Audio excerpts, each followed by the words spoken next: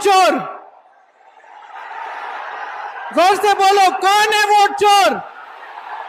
नाम लो उनका, नाम लो उनका।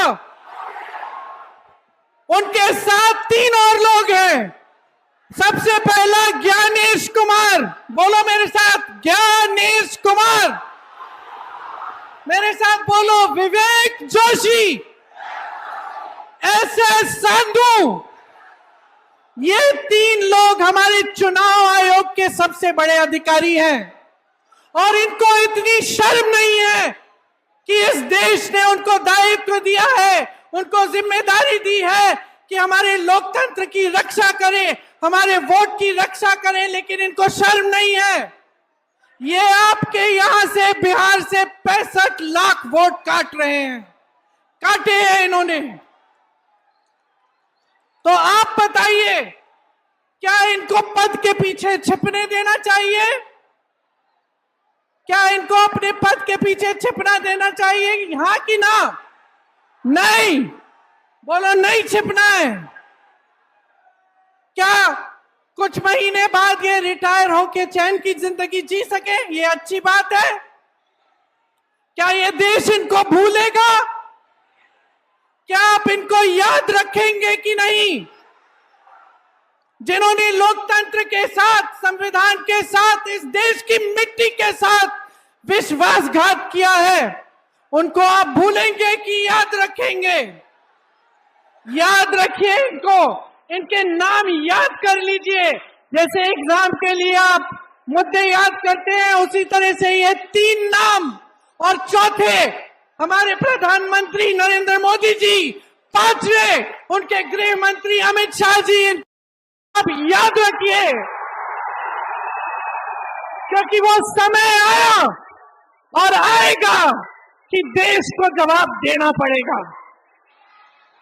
और वो समय आएगा जब आप अपने अधिकारों की लड़ाई को मजबूत बनाएंगे, अपने बिहार को मजबूत बनाएंगे, और जो आपके साथ विश्वासघात हो रहा है उसका जवाब आप मांगेंगे।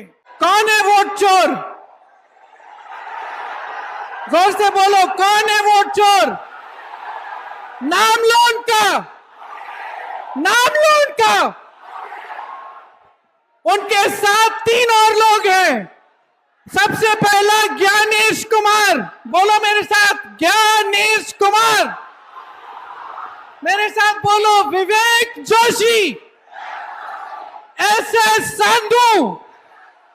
ये 3 लोग हमारे चुनाव आयोग के सबसे बड़े अधिकारी हैं और इनको इतनी शर्म नहीं है कि इस देश ने उनको दायित्व दिया है, उनको जिम्मेदारी दी है कि हमारे लोकतंत्र की रक्षा करें, हमारे वोट की रक्षा करें, लेकिन इनको शर्म नहीं है।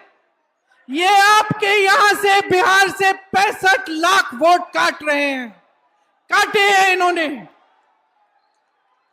तो आप बताइए, क्या इनको पद के पीछे छिपने देना चाहिए?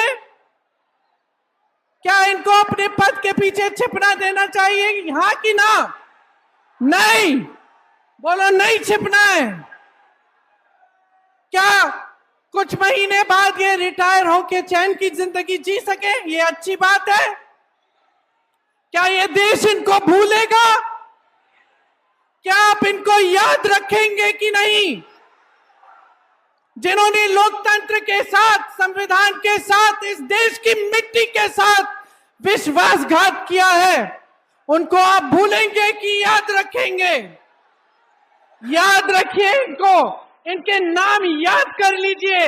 जैसे एग्जाम के लिए आप मुद्दे याद करते हैं, उसी तरह से ये 3 नाम, और चौथे हमारे प्रधानमंत्री नरेंद्र मोदी जी, 5वें उनके गृह मंत्री अमित शाह जी, आप याद रखिए,